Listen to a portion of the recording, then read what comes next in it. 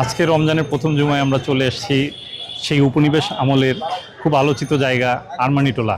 আরমানিটোলা বিভিন্ন কারণে বেশ গুরুত্বপূর্ণ হয়ে উঠেছিল উপনিবেশ পিরিয়ডে। তো সেই আরমানিটোলার একটি গুরুত্বপূর্ণ স্থাপনা তারা মসজিদে এসেছি। এই মসজিদটি আপনারা যারা জানেন, এই মসজিদটি অনেক পুরাতন, প্রায় 250 বছর যাবত এখানে নামাজ হচ্ছে। শুরুতে মসজিদটি ছিল খুব ছোট একটি স্থাপনা, ছোট একটি মসজিদ এলাকার।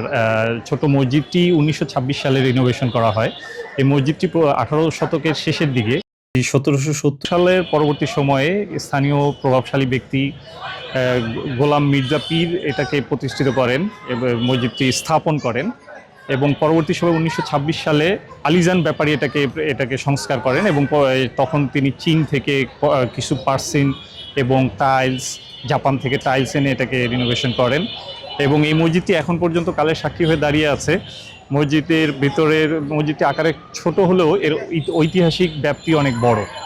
তো আমরা মসজিদটি আজকে একটু ঘুরে দেখব এবং জুমার নামাজ আদায় করব এখানে। একটা বিষয়ে খুব অবাক হয়েছি, সকল ঐতিহাসিক সোর্সে 3 গম্বুজ জেনে আসলেও প্রকৃতপক্ষে গম্বুজ দেখতে পেলাম এখানে 5টি। চেষ্টা করব বিস্তারিতভাবে এই 3 গম্বুজ এবং 5 গম্বুজের ইতিহাসটা জানার। আমরা মসজিদে জুমার নামাজ আদায় করে এখানকার এক ভাইকে পেলাম। উনি এটার দায়িত্বে আছেন, অনেক পুরাতন লোক এবং উনি এই মসজিদ সম্পর্কে অনেক কিছু জানেন। তো তার কাছে আমরা একটু জানতে চাইবো। আসসালামু আলাইকুম ওয়া রাহমাতুল্লাহি ওয়া বারাকাতুহু। শেখ মোহাম্মদ দৌলত হোসেন বাপ্পি। আমি এখানে 2004 সাল থেকে আল্লাহর ঘরে খিদমত করি, আল্লাহর ঘরে গোলাম। আমি এই মসজিদ সম্বন্ধে আপনাদের সামনে কিছু কথা বলতে চাই। এই মসজিদ হলো আপনার 1711 সাল 3 গম্বুজের মসজিদ ছিল। আগে ইট কালারের মসজিদ ছিল, 3 গম্বুজের মসজিদ ছিল। এটা আপনার বয়স প্রায় 313 বছর, 3 গম্বুজের বয়স।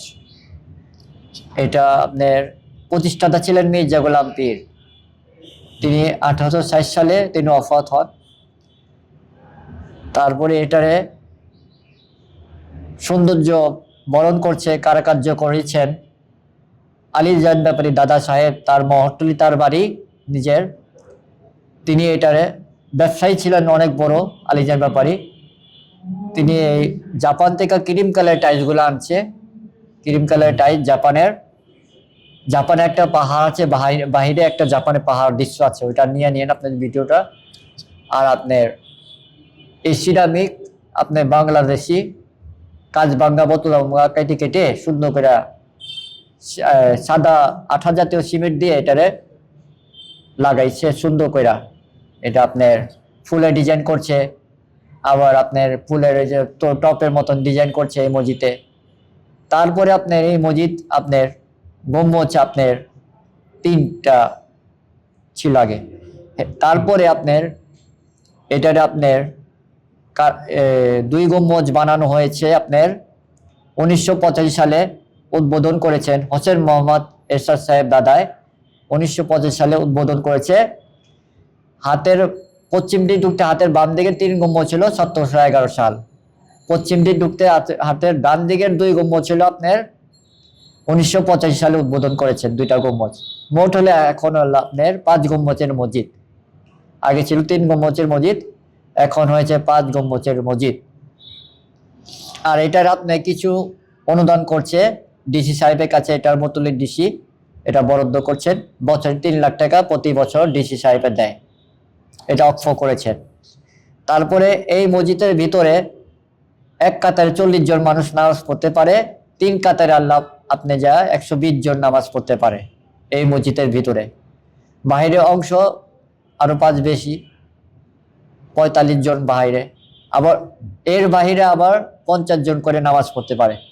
আর জুম্মার দিন নামাজ হয় আপনার প্রায় 1600-1700 মানুষ নামাজ পড়তে পারে পুরো ভরলে। জুম্মার দিনকার নামাজ ফ্রাইডে। আল্লাহর ঘর আমরা সবাদের রক্ষা করা দরকার। এই জন্য পবিত্রতা রক্ষা করা সবার ইমানের দায়িত্ব। আমি একটু আগ্রহ থেকে জানতে চাই, তাহলে কি মহিলারা কি আসবেন পর্দা করে আয়েশা দেখা দিতে পারবেন? শুধু 2 রাকাত আপনি নিয়ত করা নামাজ পড়তে পারবেন। নফল নামাজ আলাদা কোনো ব্যবস্থা আছে না? এমতে আপনি সুবিধা অনুযায়ী আপনার 5 ওয়াক্ত নামাজের কোনো ব্যবস্থা নাই মহিলাদের। এমতে আপনি নিয়ত করে 2 রাকাত অথবা 4 রাকাত নিয়ত করে নফল নামাজ আদায় করতে পারেন। মসজিদে আয়েশা ঢুকলি মসজিদ পড়লেন, তাহিতুল উজু পড়লেন, সালাতু হাজাত, আপনার নামাজ, আপনার যে হাজাত, ওই হাজাতের নামাজ পড়লেন সেটা কোথায় 4 পড়তে রাকাত। হবে? আমরা মসজিদের বাহির অংশ এক কোণায় পড়তে পারেন, আবার ভিতরে অংশ এক কোণায় পড়তে, পড়ে আবার চলে যেতে হবে 15 মিনিট আপনাদের সময়। আচ্ছা, আর এতে 5 ওয়াক্ত নামাজের মহিলাদের জায়গা নাই, বুঝতে পেরেছি। শুধু পুরুষদের নামাজ পড়ার তার জায়গা মানে আছে। যে সকল মহিলা আমাদের মা বোনদের হ্যাঁ। এই ধরনের স্থাপনার প্রতি আগ্রহ রয়েছে, আর্কিওলজিক্যাল ইন্টারেস্ট রয়েছে, তারা আসলে মসজিদটা দেখে যেতে হ্যাঁ, আর পারবেন, পর্দা নামাজও করে পড়তে আসতে পারবেন, হবে পর্দা করে মসজিদে। আসতে হবে। পূর্ব শর্ত পর্দা মেনটেন করে আপনি। খাদিম সাহেবের সাথে কথা বলে এইটুকু বুঝতে পারলাম, মসজিদের অতিরিক্ত গম্বুজ দুটি প্রয়াত রাষ্ট্রপতি হুসাইন মোহাম্মদ এরশাদের তত্ত্বাবধানের সংস্কার কাজেরই একটা অংশ। খুব সহজেই ঢাকার যে কোনো জায়গা থেকে আরমানিটোলা চলে আসা যায়। মূলত গুলিস্তান যাত্রাবাড়ি যে প্রান্ত থেকেই আসেন, গুলিস্তান বা যাত্রাবাড়ি অথবা মতিঝিল, এখান থেকে সরাসরি রিক্সা যোগে চলে আসা যাবে এই তারা মসজিদে। এই মসজিদটি যেহেতু আবুল খয়রাত রোডে অবস্থিত, খুব সহজেই আপনারা চলে আসতে পারবেন। তারা মসজিদ শুধু দেয়ালে আঁকা কিছু তারা নয়, এটা ইতিহাসের আলো। দেয়ালের তারাগুলো এক দেখায় একরকম মনে হলেও ভালোভাবে লক্ষ্য করলে দেখা যায় এর ভিন্নতা। প্রতিটি তারা যেন রং ও আকৃতিতে আলাদা আলাদা, কারণ এটা হাতে বসানো, কোনো মেশিনে বসানো নয়। হাত দিয়ে ভেঙে ভেঙে পার্সেল বসানোর কারণেই বিভিন্ন আকৃতির এই তারা এবং বিভিন্ন রঙের এই তারা।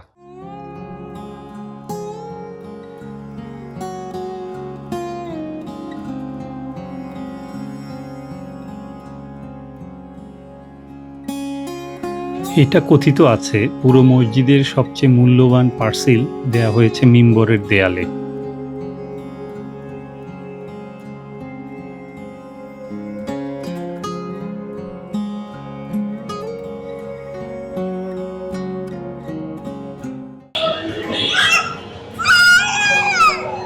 পাড়া মসজিদের এই পাড়া খচিত স্থাপনাটি বেশ পরের, 1926 সালের সংস্কার কার্যক্রমেরই একটা অংশ ছিল। আলীজান ব্যাপারীর সংস্কার কাজের সময় এই তারাটি স্থাপন করা হয়, যেটা মসজিদের সৌন্দর্য অনেকাংশে বাড়িয়ে তোলে। এখানে পানির ফোয়ারার ব্যবস্থা আছে।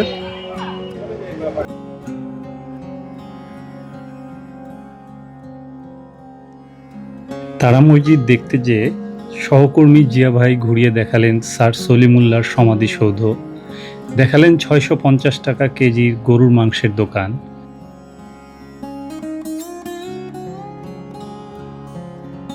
আরও দেখালেন সুনামধন্য আনন্দ বেকারির প্রথম দোকানটি ও চকবাজারের ইফতারের পসরা। আপনারা যারাই পুরান ঢাকার ইতিহাস ঐতিহ্যের খোঁজে আসবেন, চেষ্টা করবেন তারা মসজিদটি ঘুরে আসতে।